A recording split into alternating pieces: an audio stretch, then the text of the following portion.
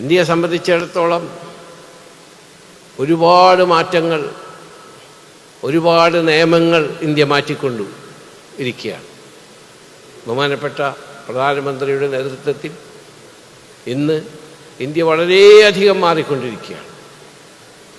ഞങ്ങളെപ്പോലെയുള്ള non residence Indians ഈ രാജ്യത്ത് invest ചെയ്യാൻ ബുദ്ധിമുട്ടുണ്ടായിരുന്നൊരു സമയത്ത് ആ നിയമങ്ങൾ തന്നെ മാറ്റി. ബഹുമാനപ്പെട്ട പ്രധാനമന്ത്രി NRIക്കാരുമായിരുന്ന് സംസാരിച്ചപ്പോൾ ഇത് റിയാലിറ്റിയാണ്.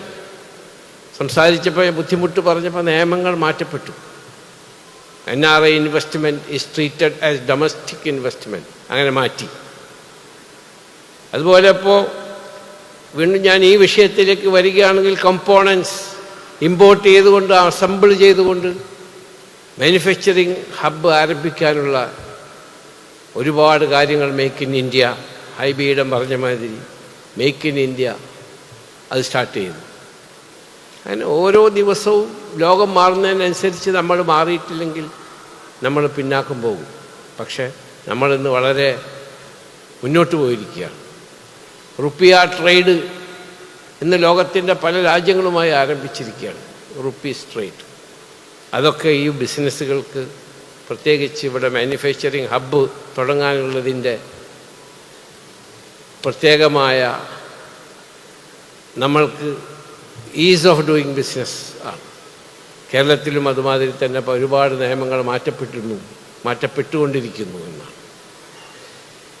ഞാനിത് പറഞ്ഞു വന്നത്. സ്റ്റാർട്ടപ്പുകൾ കേരളത്തിലുണ്ടാകണം. അത് ഇൻഫർമേഷൻ ടെക്നോളജിയിലായാലും ശരി, കമ്പോണൻസ് മാനുഫാക്ചറിങ് ആയാലും ശരി, കോമ്പോണൻസ് അസംബ്ലിങ് യൂണിറ്റുകളായാലും ശരി, പുതിയ പുതിയ രീതികൾ, പുതിയ ഇപ്പോൾ ഏറ്റവും നല്ലപ്പോൾ ഞങ്ങളൊരു fish factory, fish manufacturing unit, fish processing unit start ചെയ്തു.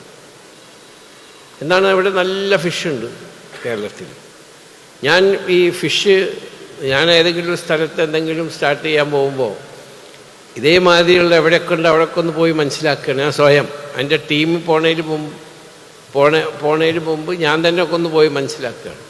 രാജമുന്തിരി, അതുപോലെ വിശാഖപട്ടണം, ഭുവനേശ്വർ, ഒറീസ, അവിടെയൊക്കെയുള്ള യൂണിറ്റുകളെ പഠിക്കാൻ, വിരാവൽ ഗുജറാത്തിൽ, പോർബന്ദർ, അവിടെയൊക്കെ ഞാൻ പോയി ഒന്ന് മനസ്സിലാക്കി.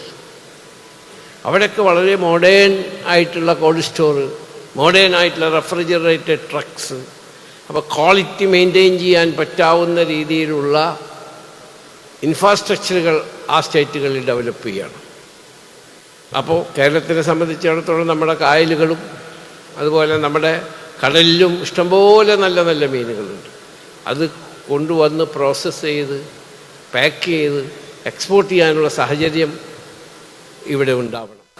അപ്പോൾ ഫിഷർമെൻ, മത്സ്യത്തൊഴിലാളികൾക്ക് മുതൽ ട്രക്ക് ഡ്രൈവർമാർക്ക് മുതൽ ഇത് പ്രോസസ്സിങ് യൂണിറ്റിൽ ജോലി ചെയ്യുന്ന തൊഴിലാളികൾക്ക് വരെ അതിൻ്റെ ഗുണം കിട്ടും. അപ്പോൾ ഈ രീതിയിൽ നമ്മൾ ചിന്തിക്കേണ്ടിയിരിക്കുന്നു.